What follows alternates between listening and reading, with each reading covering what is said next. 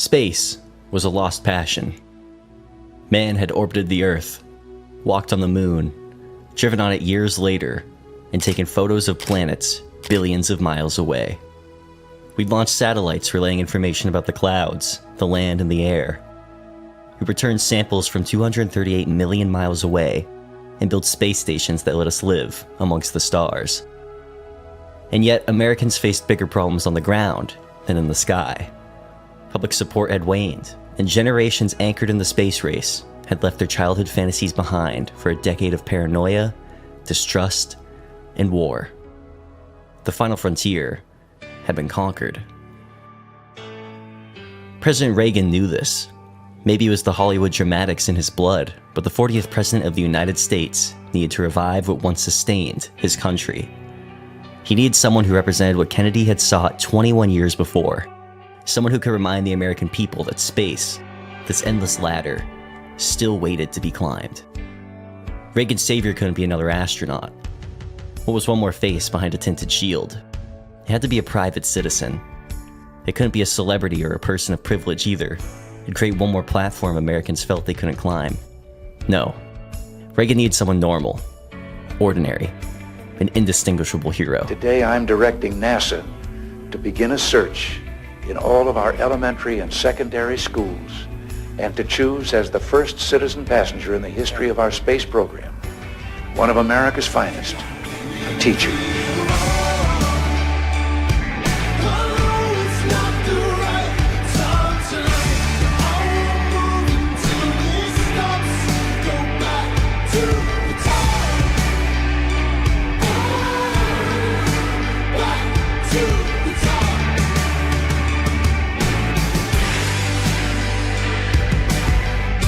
If you run to me, lost up in your mind. It's beautiful! And you can take what you want from me, just don't offer me your time. Stay. Life can be long. Wanna know, wanna know, it's true when you say I want you around. Reagan's announcement reached newspapers across the nation and drew the interest of American educators.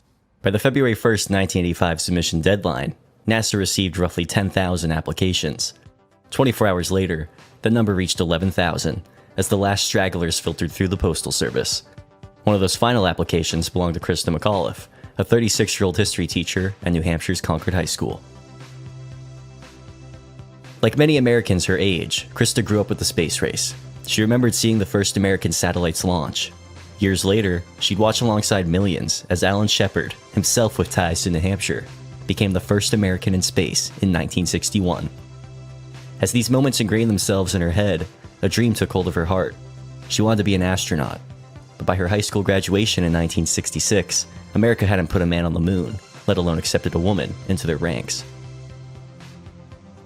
While Krista's dream didn't fade, the girl who hoped to experience mankind's miracles was now a wife and a mother.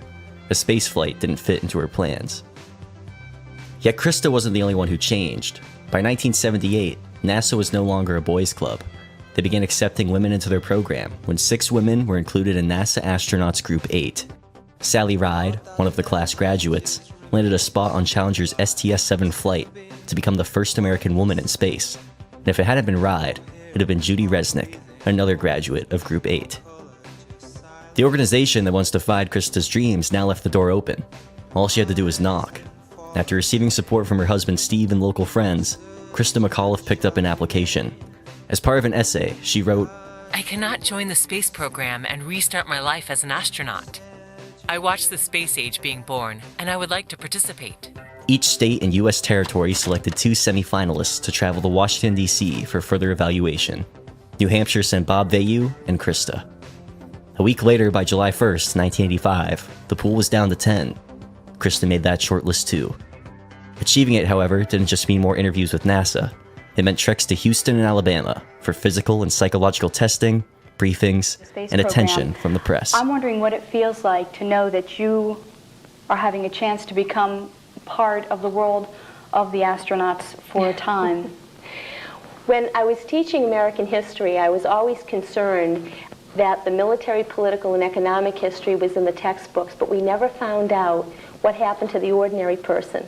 So not only as a woman, but as a person, an ordinary person, who feels that I live history every day, I really feel important that a teacher is able to look at things so much differently, be able to kind of demystify the space age and take all the acronyms that the astronauts use and that the government uses and put them into simple words so that they can really describe what happens. Not look at it from a technological point of view, but as a person who is taking this pioneering trip for the first time. Over weeks, Krista and the other 9 finalists vying for a spot on the Space Shuttle Challenger went from ordinary Americans to celebrities. Krista used her platform to speak about her goals for the space program, not just for herself, but for the American youth she encountered daily in her classroom. Whether or not Krista would keep her platform remained the question. No one knew who the teacher in space would be, least of all NASA. The organization took nearly 2 weeks after testing finished to find that answer. When they had it, they summoned the finalists back to D.C. for a July 19th press conference. Vice President George H.W. Bush began by naming Idaho's Barbara Morgan as the runner-up to the teacher in space. Morgan would serve as an understudy, learning, training, and watching should something happen to the program's winner. But barring the unforeseen, Morgan would remain on the ground. The announcement of who would fly the stars came next. And the winner, the teacher who will be going into space, Krista McAuliffe. Is that you?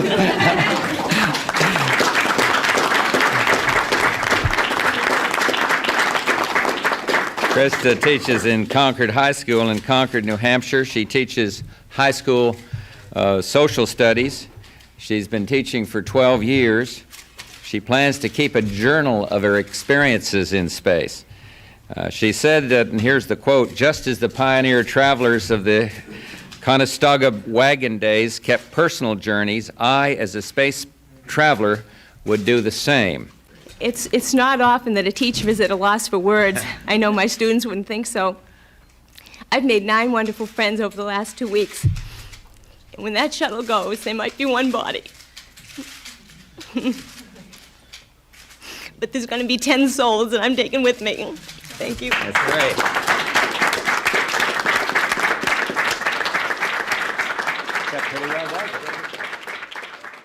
Winning the program wasn't the end for Krista.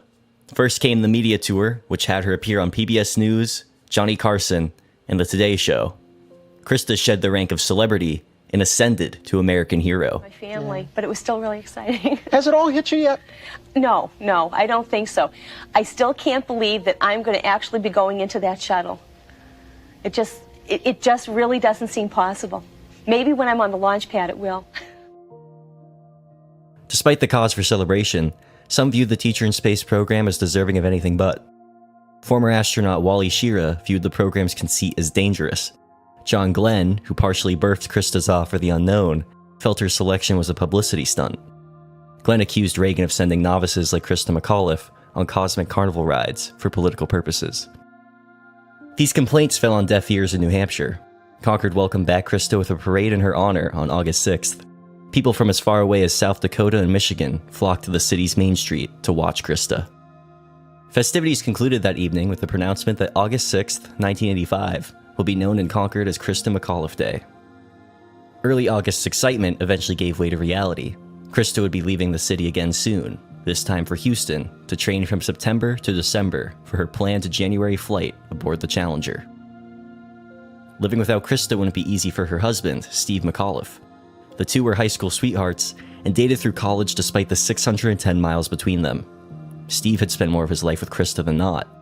Now, he had to learn to live without her. Steve knew this might happen when Krista mailed in her application. He even encouraged her to apply despite it. Krista leaving wasn't what uprooted his life.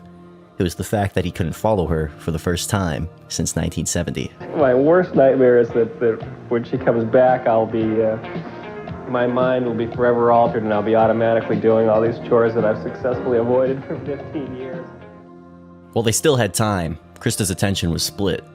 If she wasn't answering press inquiries, she was meeting with members of the Concord community. And if not that, she was developing the lessons she'd teach aboard the shuttle. All this came on top of being a mother of young children and the preparation for her move.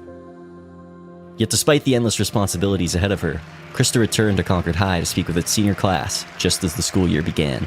Well, out of the 4 times I've gotten up here this week, I know this is going to be the hardest because I really don't want to say goodbye to any of you people. But I will be coming back for graduation. I've already told Massey that's something I'm not going to miss, so I will be there.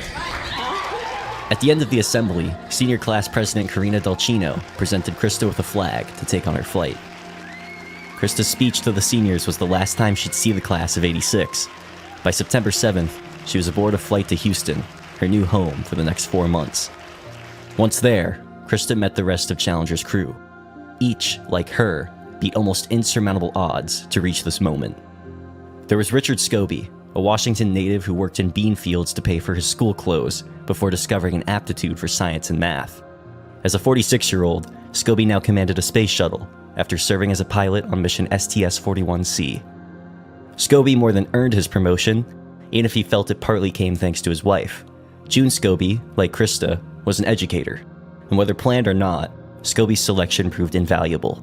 Krista became close to June, writing home to her mother, Mom, you will just love her. She understands where I'm coming from.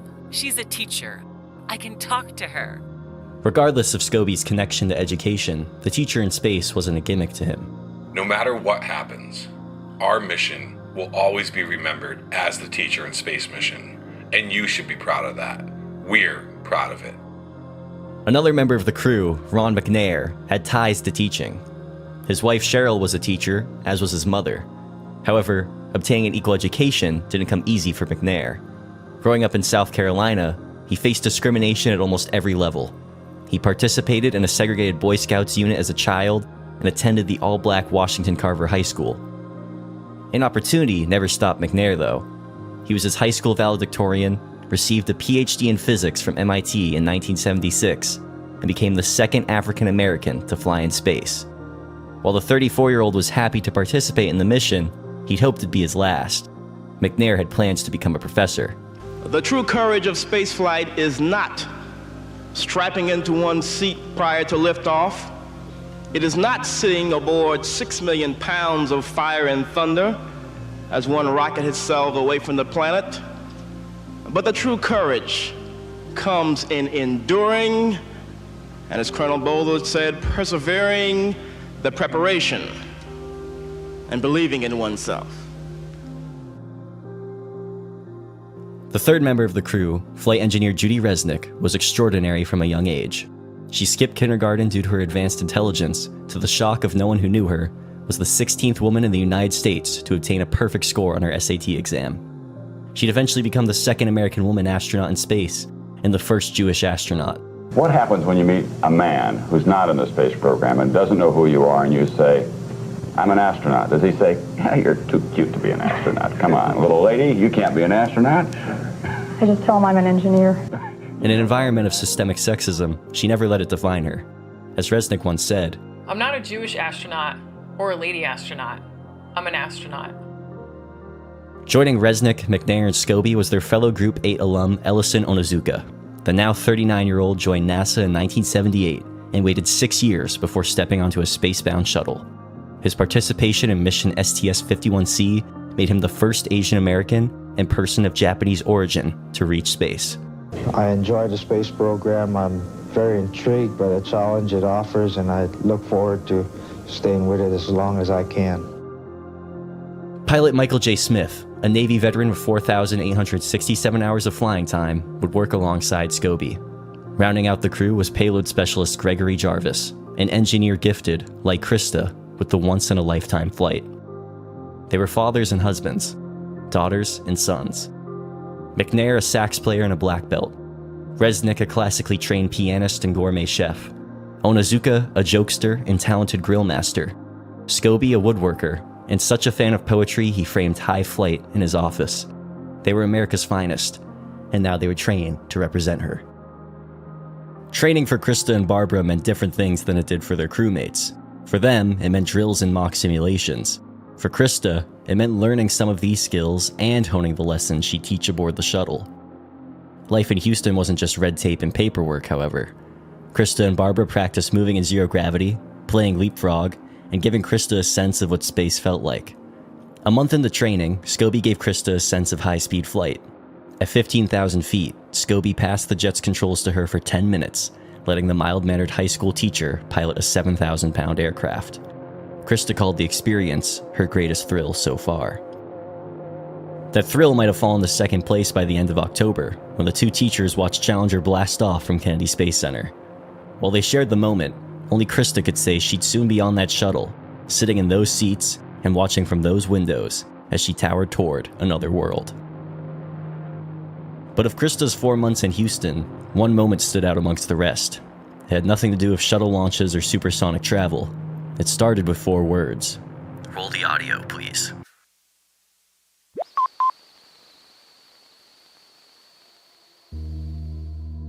NASA had told the American public that Apollo 1 members Gus Grissom, Ed White, and Roger B. Chaffee died instantly in a fire during a training exercise. That was not true. Grissom, White, and Chaffee survived for roughly 30 seconds before dying, and NASA inadvertently recorded their last moments. The organization still held these tapes. Now, they played them for Krista and Barbara. Those tapes were a reminder that Glenn's comments came with a kernel of truth. Space is an ambivalent domain. It has no feeling or compassion for those who try to traverse it. Tragedy scars the history of aviation in general. Whether it be school teacher Mildred Doran's ill-fated flight from California to Hawaii in 1927, the Hindenburg disaster in 1937, or Amelia Earhart's disappearance the same year, there's never a guarantee that those who took to the sky would return to the ground. Krista and the Challenger's crew knew those risks. They refused to cower from them. As Christmas neared, Krista wanted to go home. She'd seen little of her family and friends and felt homesick.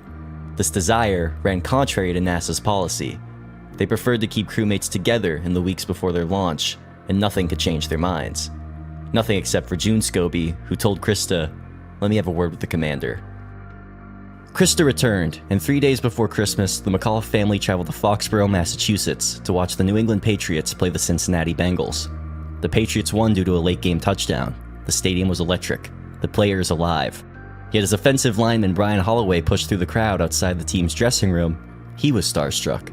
There, asking for his autograph, was Krista. Instead of giving her his autograph, he asked for hers. She signed a Patriots-themed letterhead. Brian, reach for the stars. I'll be there. Krista's return was short-lived. After the start of the new year, she was back in Houston to finish training. When she and the rest of the crew finished, they intended to travel to Cape Canaveral for their planned January 22nd flight. Making that launch day became a concern for NASA, however. Several complications led to STS-61C delaying its planned December 18, 1985 launch to January 12, 1986. Though Columbia would return on January 18th, 4 days before Challenger's projected launch, it left little time for a turnaround. In recent years, NASA implemented a cannibalization policy. Due to a lack of orbiter components from government contractors, the organization resorted to transplanting pieces of one shuttle to another. Some technicians worked 80-hour weeks, several weeks straight, to get shuttles off the ground. Though an imperfect solution, it was the only one NASA had to meet its directives. Instead of meeting a realistic goal of 12 launches a year, NASA had set its sights higher. 14 shuttle launches were planned for 1986, and 19 for 1987. Cannibalization wasn't optional. It was necessary to meet the organization's self-enforced goals. Keeping Challenger on track was their latest objective, and led to a rescheduled launch for the teacher in space. That date continued to change before settling on the 26th. Though NASA was finally ready, pilot Mike Smith had his reservations. After studying weather charts, Smith noticed a cold front would arrive in Cape Canaveral around the 27th.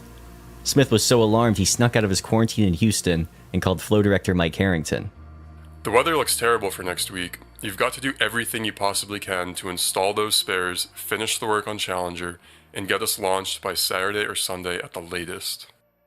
Despite the date being undecided, Challenger's crew flew to Cape Canaveral on the 22nd. When their planes landed, the press greeted them. Well, I am so excited to be here. We watched Columbia go over the Houston area this morning, and that was a thrill. I don't think any teacher has ever been more ready to have 2 lessons in my life. I've been preparing these since September, and I just hope everybody tunes in on day 4 now to watch the teacher teaching from space.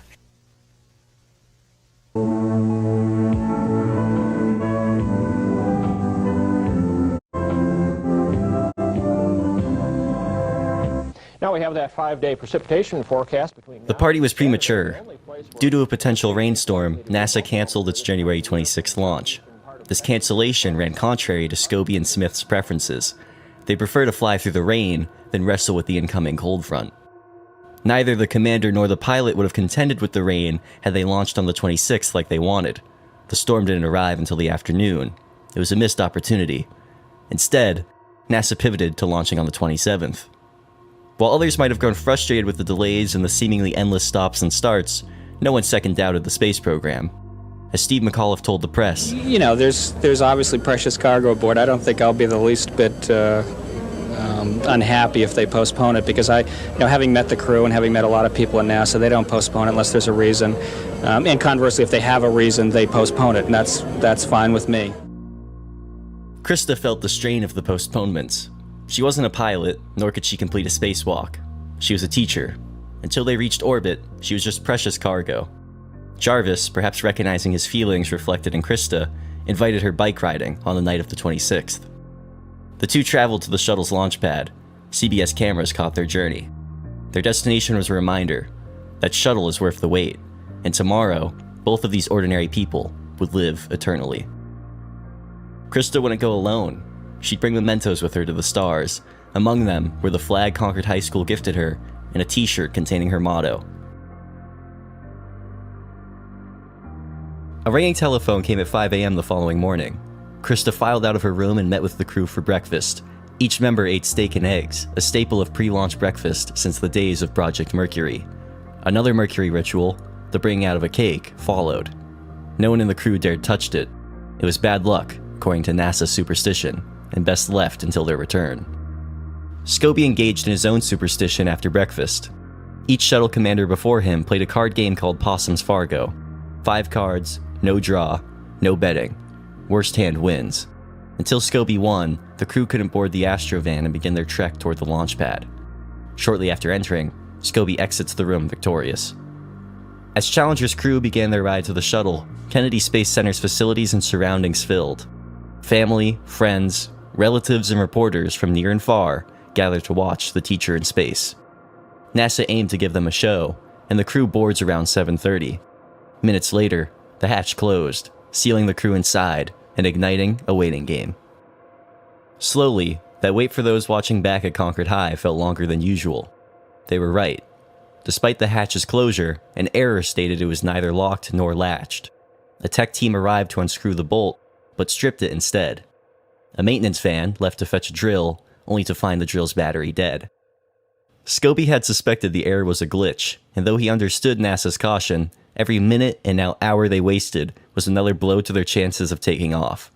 Each crew member trained for months, yet here they were, undone by a screw. A hacksaw finally confirmed Scobie's suspicion. The hatch was in working order. When NASA learned this, 5 hours had passed, and high crosswinds hovered above the Cape. Challenger wouldn't fly today. President Reagan hoped for a July 1985 launch when the program was announced, and its crew named. And yet 6 months, 4 postponements, and 1 aborted launch later, the teacher in space was still on the ground. NASA needed to get tomorrow's launch right by any means necessary. Another pre-flight teleconference was held that evening between NASA engineers and Morton Thiokol employees. The latter designed Challenger's solid rocket boosters. Kennedy Space Center officials joined them. The teleconference ran until 11:15 that night and ended with a decision to launch on the 28th.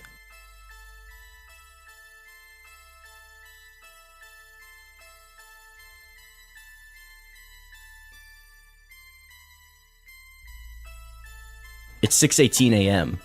7 telephones ring. Each call goes to the Challenger 7. It's time. Krista is already awake. She, like her crewmates, readies herself for the day. For Scobie, that means a call home to his wife, June.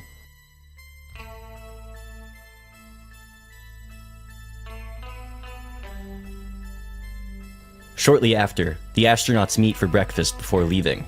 They repeat yesterday's motions. Steak and eggs are eaten, and a cake is sent back to the kitchen.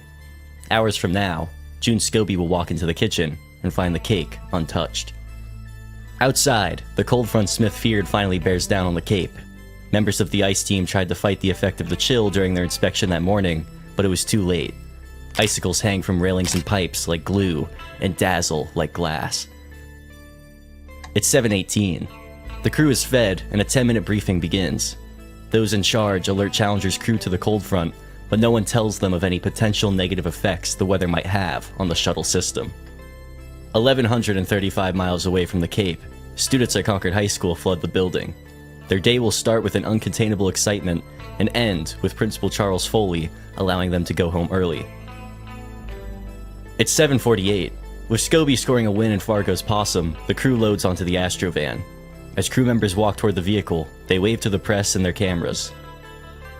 Around the same time, Krista's parents, siblings, relatives, and friends gather in the VIP bleachers. They intermingle with members of Krista's son's third-grade classmates and the 113 Teacher in Space finalists, Barbara Morgan chief among them. 4 hours from now, someone will record her waving goodbye to Challenger. At 8:03, the Astrovan reaches its destination. Johnny Corlew, a quality assurance inspector, approaches the commander. It's a pretty cold day to be flying. Scobie disagrees. Minutes later, the Challenger's crew exits the elevator and enters the catwalk. Krista, Resnick, McNair, and Onizuka try to keep warm during their slow walk to the White Room. Once arriving, they're told the small quarters can only fit 2 at a time. As the mission's commander and pilot, Scobie and Smith step in first. Once they finish, it's Onizuka and Resnick's turn. Krista enters with her crewmates and is greeted by Corlew with a gift, a red Rome apple. She tells him. Krista leaves Resnick and Onizuka so they can prepare. Before she does, Resnick tells her. Seconds later, Resnick climbs through the hatch. Outside the shuttle in the White Room, Krista and Jarvis put on their helmets. Sonny Carter, a fellow astronaut, helps Krista plug in. When Jarvis finishes, the two clamber aboard the shuttle. 5 years from now, Carter, Krista, and Jarvis's names will be linked again. McNair is the final member in the White Room. He says his goodbyes before he scuttles aboard what he hoped would be his last mission in space. It's now 8:36. Every member of the Challenger is snug in the shuttle seats. All they can do is wait. 8 minutes later, at 8:44, NASA's ICE team completes their second inspection. Charlie Stevenson radios his bosses and recommends a delay. The only choice you've got is not to go, he tells Horace Lamberth, director of shuttle engineering. In a month, Stevenson will recount his actions to the nation on live television. It's well before dawn in Downey, California. Engineers and executives of Rockwell International, the company that built the Space Shuttle Challenger, file into the building. Even through their television screens, the hanging sheets of ice don't escape their sight. Rocco Petrone, the company's president of Space Shuttle Operations, calls Rockwell's representative down at the Cape. So let's make sure that the NASA understand that we, Rockwell, feel it's not safe to launch. Rockwell's feelings reach the ears of Arnold D. Aldrich, NASA's shuttle program manager. Aldrich agrees to a delay and prays for the ice to melt. It's 9:38. Challenger should be lifting off the ground. Instead, it's rooted to the spot. Launch control crackles through the speakers inside Scobie's helmet. They tell the commander to expect a 2-hour delay and to launch at 11:38. It's approximately 10:30. Over an hour has passed since the news of a delay has spread. Krista's parents, Ed and Grace Corrigan, stare through binoculars at the shuttle containing their eldest child. They also watch as members of the ICE team clear debris off the tower with a broomstick. Ed says to his wife. Grace tells him. In an hour, Associated Press photographer Jim Cole will take a picture of the couple. In under 24 hours, newspapers and news stations will feature Cole's photograph in their coverage of the day's events. It's 10:38. The Challenger will launch in an hour. Principal Foley lets Concord High students into the auditorium to watch Challenger's liftoff. They hold balloons and streamers, wear party hats, and hold banners with Krista's name. Every face across the school is glued to a screen, and every camera is trained on them. In Washington, D.C., First Lady Nancy Reagan watches the countdown from White House's East Wing. Her husband, the president, is in another room, working on the State of the Union address he will give to Congress later that night. President Reagan will never give that speech. It's 11:10. The ice crew nears the end of what they hope to be their final inspection. They find some of the ice is melted under the morning sun. When they finish 5 minutes later, it will be 36 degrees outside. Challenger's launch will be the coldest in NASA's history and 40 degrees colder than the average temperature at liftoff. It's 11:15. We have just heard that the ice team, which was out on the pad, is back now at the fallback area, and so the pad is clear for launch. It's 11:28. Launch Director Thomas radios the flight deck. He wishes them a good mission. Scobie responds. Miles away, the families of the Challenger 7 have scooped their children in their cameras. They exit the warm-controlled office for the bitter cold of the Launch Control Center's roof. There, they will watch together as their lives change. It's 11:33. Mike Smith activates the shuttle's auxiliary power units. The orbiter, like the crew inhabiting it, comes to life. Launch Director Thomas conducts one last roll call. Each member responds. It's 11:36. The 7 astronauts have sealed their helmets for launch. They are ready. The countdown clock drops below 2 minutes. Scobie tells them. It's 11:37. 10 seconds remain in the minute. T-minus 10, 9, 8, 7, 6. We have main engine start. 4, 3, 2, 1. It's now 11:38. And liftoff. Liftoff of the 25th Space Shuttle mission, and it has cleared the tower. Roger, roll, Challenger. Bye, Krista, bye, crew! Roll program confirmed. Challenger now heading downrange. The whole of Concord High School shouts in wonder. Principal Foley feels something else. Relief. Soon, this will all be over. No more press, no more interviews, no more circus. Soon, everything will go back to normal. In 3 days, Foley will speak to all of Concord and realize his school will never be the same. 37 seconds into the air, Challenger encounters several wind shears. They will be recorded as the strongest ever during a shuttle mission. These winds will last another 23 seconds. As those shears continue, the shock of everything hits Smith. He shouts over the intercom. In less than 10 minutes, he, Krista, and Jarvis should be in the orbit of Earth. 13 seconds after his elation comes another exchange from Smith. They're the last known communication the world will ever have with the Challenger or its crew.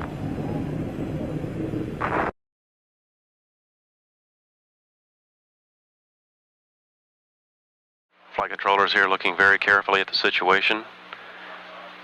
Obviously a major malfunction. We have no downlink. We have a report from the flight dynamics officer that the vehicle has exploded.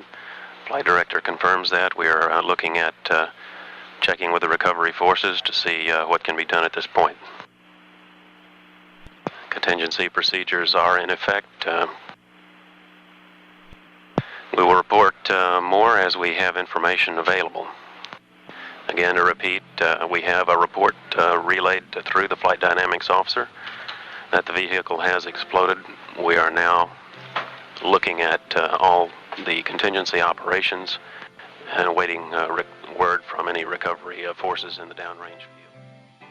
The Challenger, the success of the Teacher in Space program, and the burgeoning wonderment of the American people lasted just 73 seconds. After liftoff, a huge fireball in the sky. Graphics, I need pictures of the crew, please. We're not clear, but we know that a C-130 was in the area and that medical personnel were dispatched by parachute down into the water. There may be no State of the Union tonight. They got to start planning a shuttle show for 9 o'clock.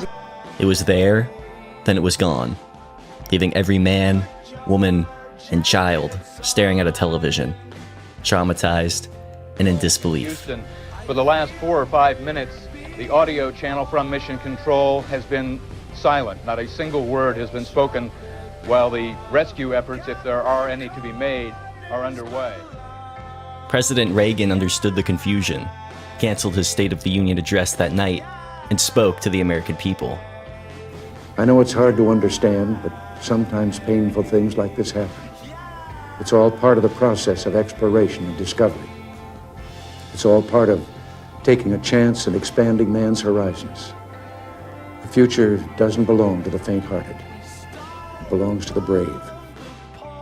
Back in Concord, the celebratory posters and banners were taken down from storefronts. The city mourned. Some found solace at St. Peter's Roman Catholic Church, where a memorial was held. She was a teacher. She was a teacher first and foremost, and she wanted to teach even from space. She will not be defeated. An official memorial was held outside Concord State House 3 days later. Despite the cold, thousands gathered underneath the city's Golden Dome. One of the speakers that night was Principal Foley. He recited High Flight, a poem Krista brought aboard Challenger. Up the long, delirious, burning blue, I have topped the windswept heights with easy grace, where never lark or even eagle flew. Earlier that day at Houston's Johnson Space Center, Reagan spoke of Challenger's unwilling sacrifice and the bravery of its crew. Millions watched across the country from their chapels and participated in the nation's mourning. But the 7 families most affected by the Challenger couldn't say goodbye. NASA hadn't recovered the shuttle's crew cabin. Without it, only these words could suffice. There could be no burials or scattering of the ashes, only a question of how something like this could happen. NASA couldn't provide any answers. They only dismissed the cold conditions or a previous accident that damaged the insulation on the external fuel tank. The public could only look toward one clue, what appeared to be black smoke steaming out of the right-hand booster once the shuttle lifted off. But it was just one possibility. The country needed more than that. Reagan turned to William Rogers, President Nixon's former Secretary of State, and asked him to lead an investigation of the accident. Rogers accepted and assembled a 13-person panel. Members included Neil Armstrong, Sally Ride, Air Force General Donald Katina, and former Manhattan Project member Richard Feynman. Feynman had become famous in the 40 years since leaving Los Alamos. He'd received the Albert Einstein Award in 1952, 1/3 of the Nobel Prize in Physics in 1965, and the National Medal of Science in 1979. These awards, coupled with his now 35-year tenure at Caltech, made Feynman one of the world's most respected and well-known scientists. One of Feynman's former students was William R. Graham, NASA's acting administrator. While the two never bonded as professor and student, Graham asked Feynman to assist Rogers in his investigation. It wasn't a question. Feynman knew he could find out what went wrong with Challenger. He only worried his body would interfere. Feynman had been battling liposarcoma, a rare form of cancer, since 1978. The disease had almost killed him then, and now required regular medical attention. He was 67, soon to be 68, a far cry from the scientist stranded in the desert for 2 years, working on the atomic bomb. Though Feynman believed someone else could match his potential contributions, his wife, Gwyneth, disagreed. She thought he could add something no one else could. Feynman begrudgingly messaged Graham, "You're ruining my life," but ultimately joined the investigation. Shortly after arriving in D.C., the committee defined their goals: review the accident to establish probable cause, and develop recommendations for the future based on their findings. One unwritten objective came from the Oval Office. In a meeting between Reagan and Rogers, the president told the former Secretary of State, "Whatever you do, don't embarrass NASA." Neither Feynman nor the 12 other panelists joined the commission with that intent.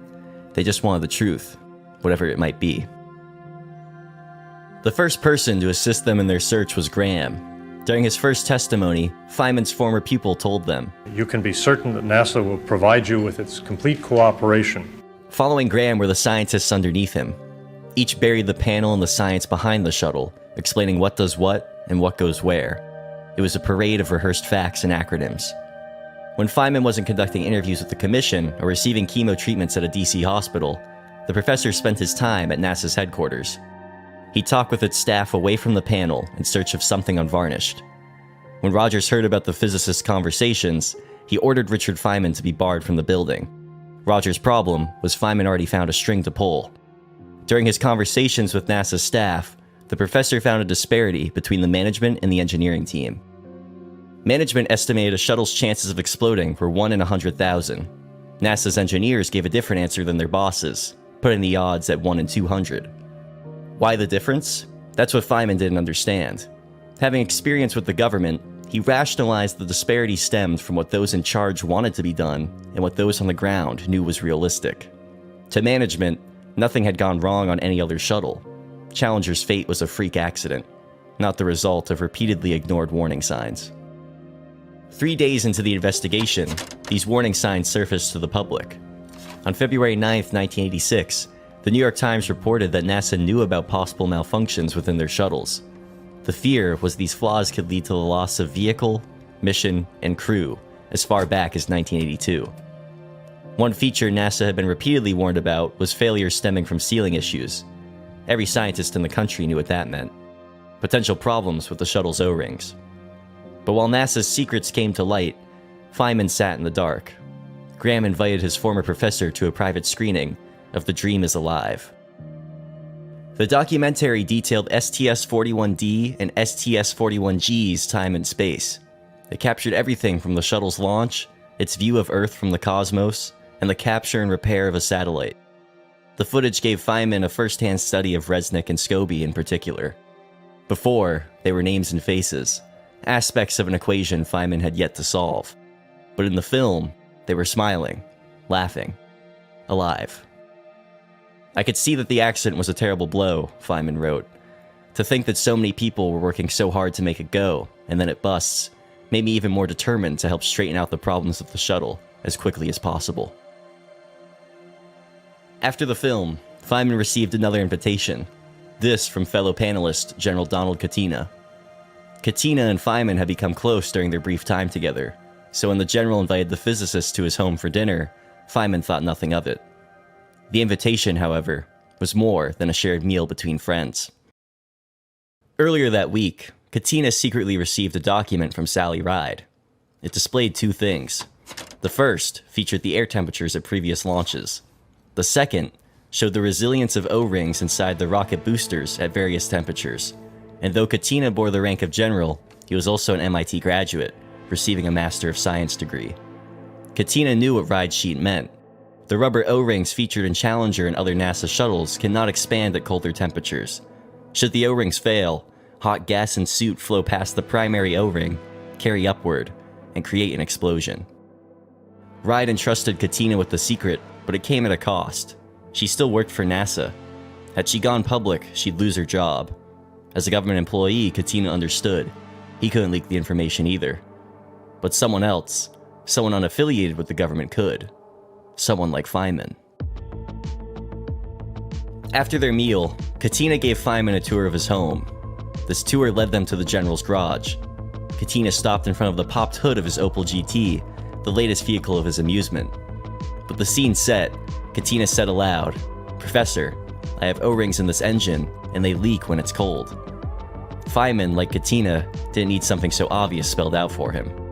The O-rings led to Challenger's demise. By Monday, February 10th, Feynman came back with the truth. There was no question for him other than how to reveal it to the world. Stonewalls came during the hearings that day. Rogers denounced the New York Times for their reporting, yet that didn't mean the commissioner could sweep its contents under the rug. With the hearings closed to the press for the day, Rogers invited officials from NASA and Morton Thiokol, the shuttle's manufacturers, to answer further questions on the design. Lawrence Malloy, director of the agency's rocket booster program, offered little than what the commission had already heard. Malloy swore no executive or engineer had reservations about Challenger's flight or its O-rings. Alan McDonald, a Morton Thiokol employee, rose after Malloy's testimony. The director looked at the commission and said, "No one from Thiokol at that time recommended launch." If what McDonald said was true, NASA ordered Challenger into the air without the approval of the engineers who built it. The commission Reagan ordered now threatened to defy his one rule: don't embarrass NASA. And what's more, that embarrassment might come on live television when the press and their cameras returned to the hearings the next day. This was Feynman's chance. Maybe his one chance to share the truth Katina and Ride entrusted him with to the world. He only needed a moment to bring it to light. Malloy opened his testimony by stating that Challenger's solid rocket boosters withstood X-rays, ultrasounds, and visual inspections before saying, "There is nothing that is in any of the records that I have reviewed that is unique about the boosters on 51L. Malloy also asserted that he expected the booster's O-rings and the sealing putty to be intact when found, despite its extended exposure to seawater.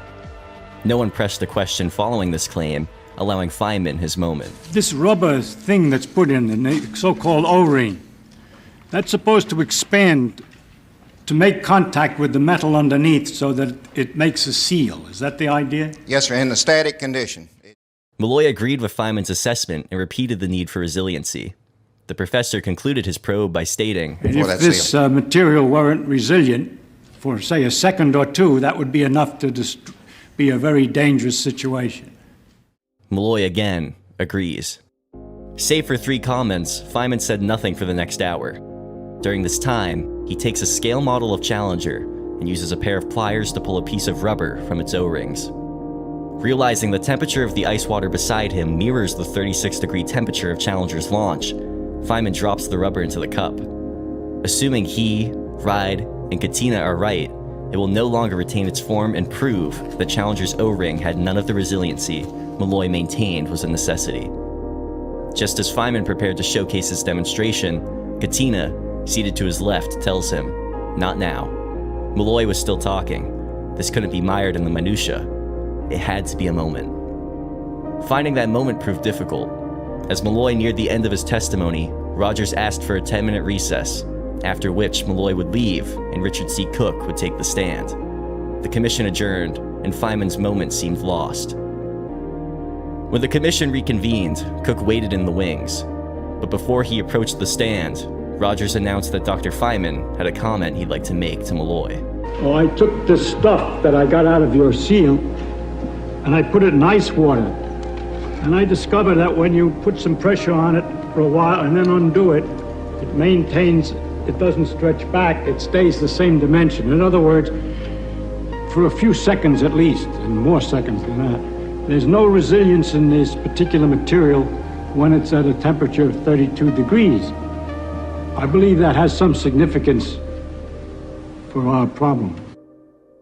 Though Feynman's demonstration was the first, it would not be the commission's last revelation. Under further questioning, Malloy later admitted NASA knew that cold temperatures would negatively impact the booster's O-rings. He also acknowledged Thiokol shared data with NASA indicating the seals would fail. The agency knew. They just chose to believe in their data over the booster's manufacturer. Perhaps remembering Reagan's directive, Rogers tried to move past the admission, but the damage was done. All it took was a 30-second demonstration to upend an American institution. What started as a secret between Sally Ride and General Katina now appeared on the front page of the New York Times. In the following weeks, several Thiokol engineers like Roger Bougielet and Arnold Thompson echoed McDonald's claim that NASA launched Challenger without approval from Thiokol. During his testimony, Bougielet recounted how the night before Challenger's launch, he and several other employees tried to warn superiors at NASA and Thiokol about potential damages to the shuttle's O-rings due to the cold temperatures. These warnings were heard, but not heeded. We spoke out and tried to explain once again the effects of low temperature. Arnie tried to sketch out once again what his concern was with the joint. And when he realized he wasn't getting through, he just stopped. Though the commission knew these warnings reached Malloy and Marshall Space Flight Center manager Stanley Reinhartz, they were unaware that neither told the shuttle's program manager, Arnold Aldrich, about Thiokol's concerns. I did not discuss with Mr. Aldrich the conversations that we had just completed with Morton Thiokol. It was clearly a level 3 issue that had been resolved. William R. Lucas, director of the Marshall Space Flight Center, was one of the few within NASA that Malloy and Reinhardt shared the information with, but as far as he knew, the issue had been resolved. Like Malloy and Reinhardt's, Lucas didn't take the information any further, isolating it to level 3 in the chain of command, rather than escalating it upwards. Several level 1 and level 2 officials later testified if they had known about these objections, they would not have launched Challenger on January 28th. The commission would also confirm the New York Times report, finding 1985 letters from Thiokol employees to their bosses that warned about issues with O-ring erosions and sealing problems.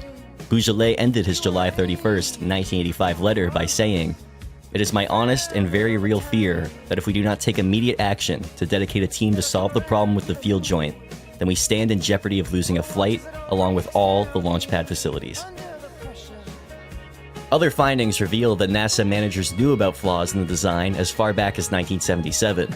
Bourgelat and others' letters in 1985 were just a reminder of how little had been done since.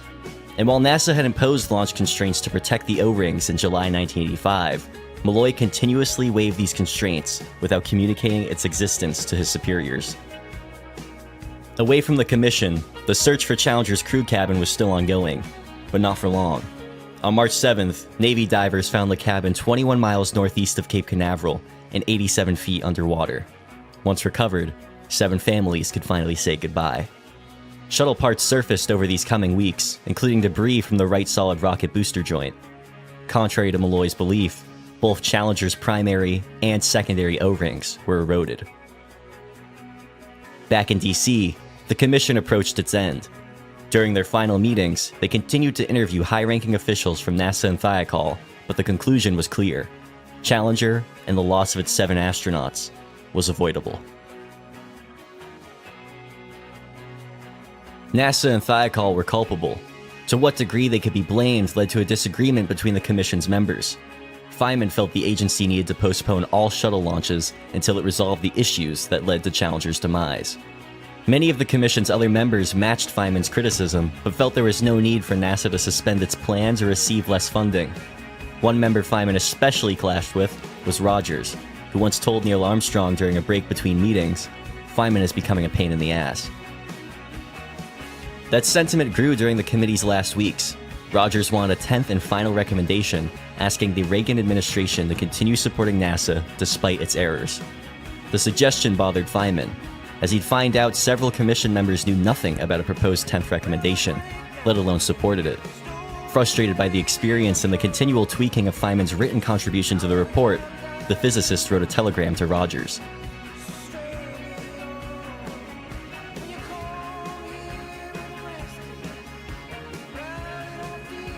Feynman and Rogers eventually reached a compromise. The recommendation was made into a concluding thought, and Feynman's report was unedited. The final line read, "For successful technology, reality must take precedence over public relations, for nature cannot be fooled." On June 9th, 1986, the Rogers report was released and submitted to President Reagan. The president hosted the panelists at the White House and thanked them for their service. In the wake of the commission's findings, NASA underwent several changes.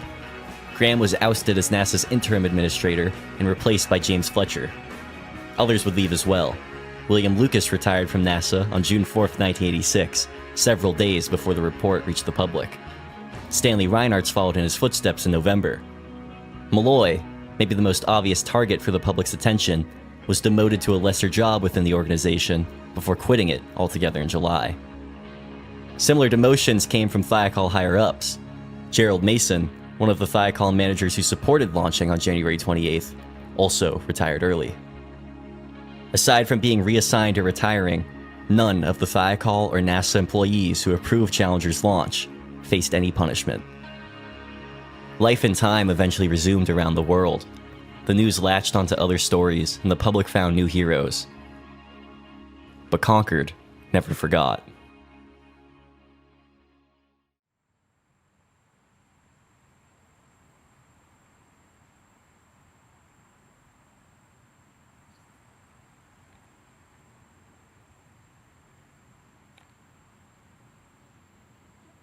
We're from Concord. We grew up here and went to Concord High. Krista McAuliffe is not a faraway idol to us. She's a hometown hero, and we grew up knowing that. In 1990, Concord opened the McAuliffe Shepherd Discovery Center.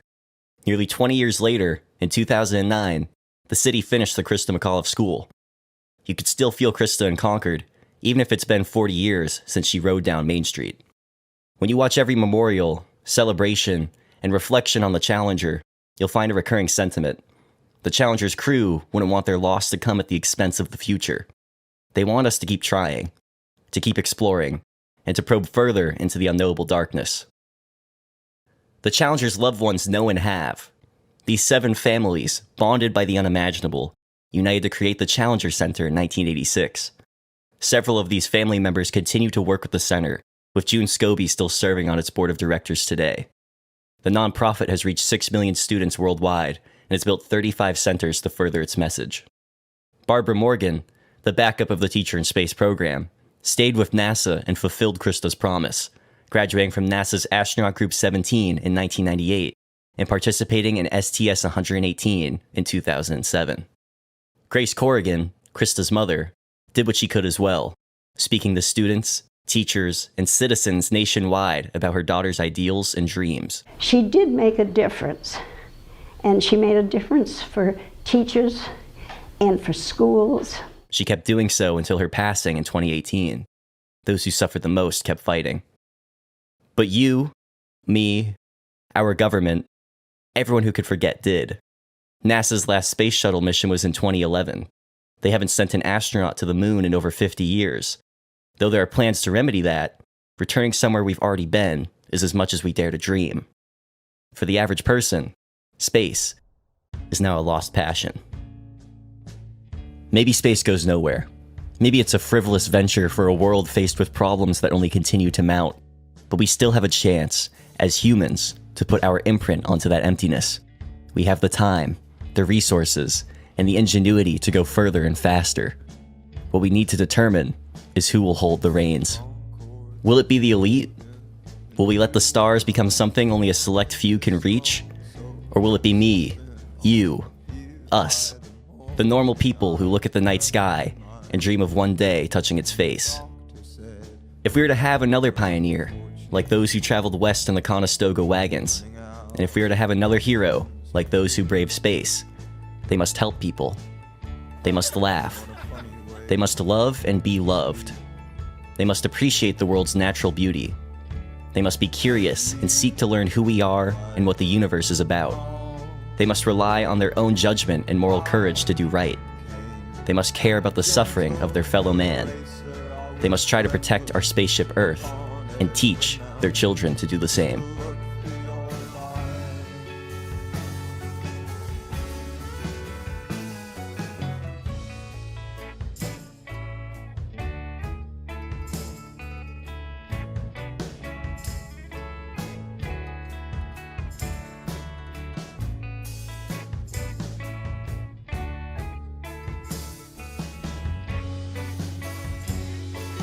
As far as ethics was concerned, the biggest breach of ethics was the fact that both my company and NASA attempted to cover up what really happened that night before the launch.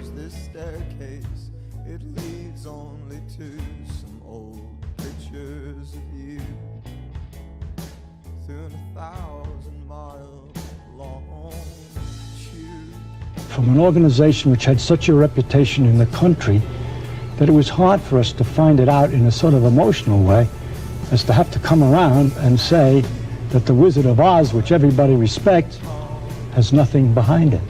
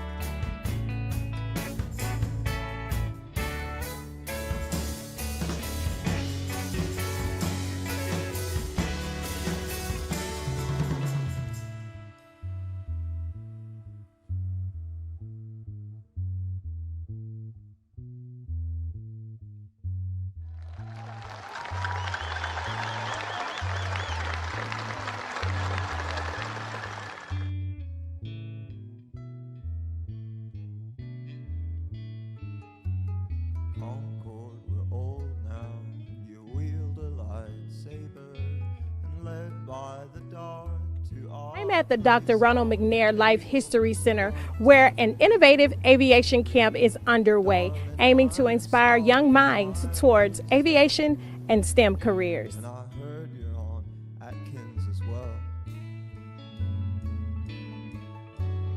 I was made to love you. Can't you tell? And you, like Concord